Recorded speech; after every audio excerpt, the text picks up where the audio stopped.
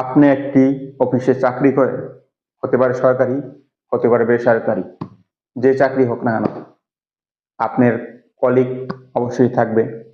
ধরেন আপনার ডান পাশ বাম পাশে দুজন কলিগ বসে আছে, হতে পারে ছেলে কিংবা মেয়ে, যে জেন্ডারই হোক না কেন। আপনাকে হঠাৎ করে একটা খোঁচা দিল, ধাক্কা দিল কিংবা অন্য কিছু বললো, আপনি চুপ মেরে গেলেন। হ্যাঁ, তখন যে খোঁচা দিয়েছে, ধাক্কা দিয়েছে বা একটু মস্করা করেছে, সে বলল যে আমি মস্করা করেছি, আমি ঠাট্টা করেছি, ইয়ার্কি করেছি। আপনি তখন অ্যান্সার কি দিবেন তাকে? আপনি কি চুপ মেরে থাকবেন? আপনি কি কোনো কথা বলবেন না?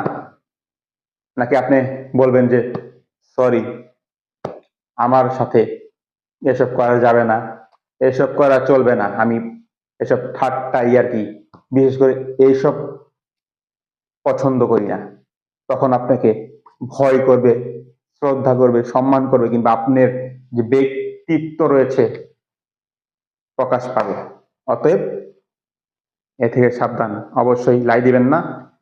আর যত পারেন সেফ থাকার চেষ্টা করেন কিংবা প্রতিবাদ করার চেষ্টা করেন।